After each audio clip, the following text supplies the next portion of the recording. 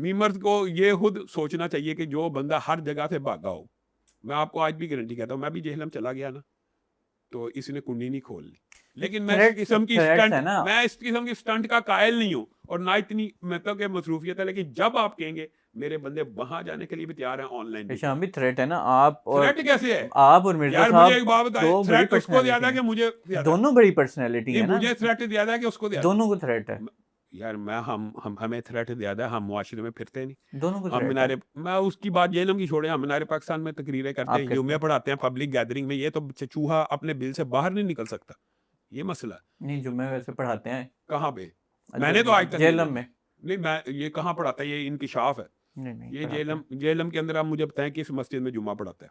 लेकिन वीडियो है, मुझे जेलम की मसाजिद का तो नहीं पता, लेकिन जुम्मा पढ़ाते हैं। कतान नहीं पढ़ा सकता। इस चलो। तरह के लोगों को अल्लाह ताला मसनद भी नहीं देता।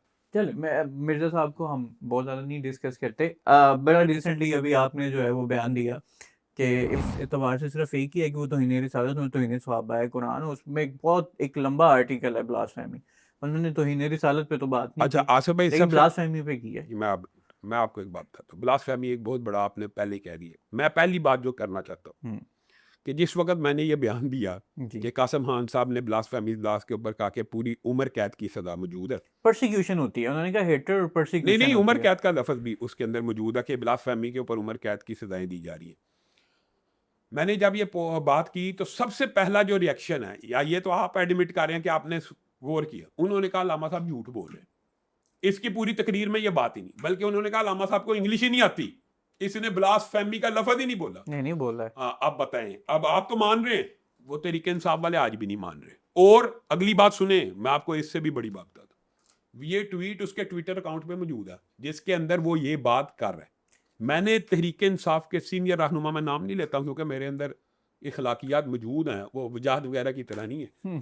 तो लेकिन वो वो आज आपका रुमाल नजर नहीं आ रहा, वो प्लीज वो वो एक दफा फेर रुमाल दूं से जरा ताकि वो आपको भी व्यूज मिल मुझे जाए। व्यूज मिल जाए। वो भी एक इखलाकी गिरावट है ना, कि जो इंटरव्यू का हिस्सा नहीं है उस चीज़ को, मैं आप मिसाल दे रहा हूँ, अभी हम ऑफलाइन हो जाते हैं या जी। आपकी मेरी गुफ्तगू खत्म होती है, मैं टिशू पकड़ के अपना पसीना साफ करता हूँ गर्मी से, इसका मतलब ये है मुझे किसी सवाल के जवाब में पसीना आ पसीना आ गया। गया। ये तो उनकी इखलाकियात है ना, उन्होंने चंद टके कमाने थे, चलो इस तरह उन्होंने कुछ जो है पैसे कमा लिए। अब आते हैं वो कासिम खान की बात, सीनियर रहनुमा, मैं उनका नाम नहीं लेता।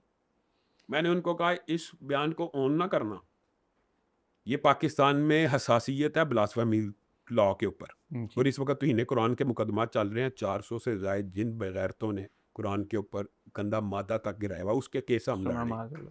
उसके केस हम लड़े। और हमारे ये स्पीकर साहब जो मलक अहमद साहब हैं, उनको जी। मैं खराज तहसीन भी पेश करता हूँ, उन्होंने स्पेशल नोटिस भी लिया और मेरे वफद को मिले और उन्होंने कहा लामा साहब आपका मुतालबा जायज़ है, इन कुरानों की तकसील भी होगी, तदफीन भी होगी। आपके वसात से दोबारा एक मुतालबा ये भी करता हूँ मलक अहमद साहब से और वज़ीर आला पंजाब से कि अल्लाह के लिए उन कुरानों की तकसील करके उनके जो शहादतें हैं, उनके जो उनका DNA करवा के उसको महफूज कर लिया जाए और उन कुरानों की तकसील करके उनकी तदफीन कर दी जाए।